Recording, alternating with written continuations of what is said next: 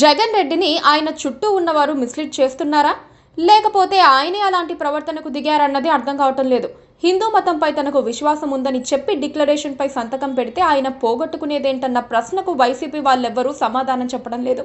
నిజానికి తిరుమల పర్యటన విషయంలో మాజీ సీఎం జగన్ కు పెద్ద సమస్య వచ్చింది. డిక్లరేషన్ పై సంతకం చేసిన తర్వాత శ్రీవారిని దర్శించుకోవాలన్న నిబంధనను అమలు చేయటం ఆయనకు ప్రాణ సంకటంగా మారిపోయింది. నేను అన్యమతస్థున్నైనా తిరుమల శ్రీవారిపై విశ్వాసం ఉంది అని డిక్లరేషన్ పై జగన్ సంతకం చేయాల్సి ఉంటుంది. ఈ సంతకమే ఇప్పుడు జగన్ కు ఇబ్బందిగా మారింది. దాని నుంచి తప్పించుకునేందుకు ఏకంగా తిరుమల పర్యటననే జగన్ రద్దు చేసుకున్నారు. దీంతో జగన్ తీరుపై అనుమానాలు, విమర్శలు మొదలయ్యాయి.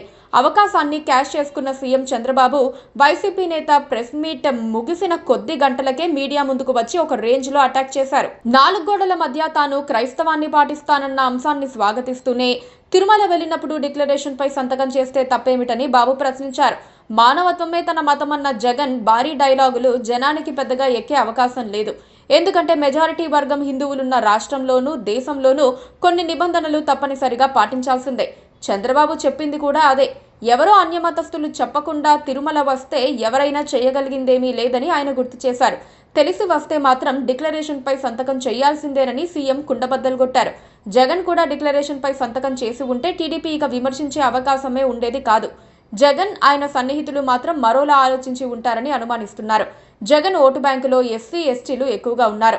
ఆయనకు వచ్చిన 40% ఓటు షేర్లో వాళ్లే ఎక్కువగా ఉంటారు. వారికి హిందూ పేర్లున్నప్పటికీ వాళ్ళంతా క్రైస్తవ మతాన్ని పాటిస్తారు. తిరుమల శ్రీవారిపై విశ్వాసం ఉందని తాను డిక్లరేషన్ ఇస్తే వారికి దూరం అవుతానని జగన్ భావిస్తూ ఉండొచ్చు.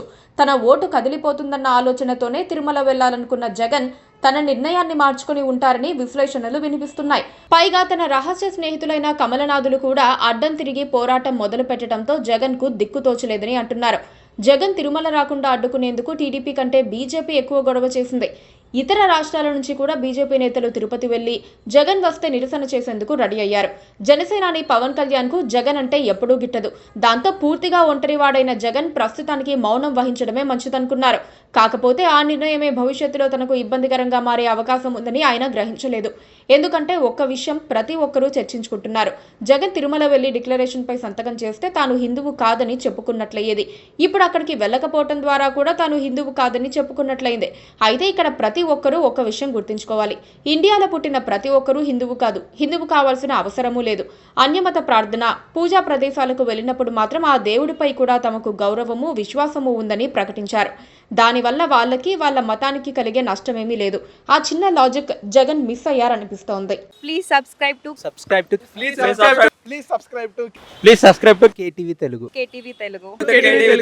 KTV Telugu. KTV Telugu channel.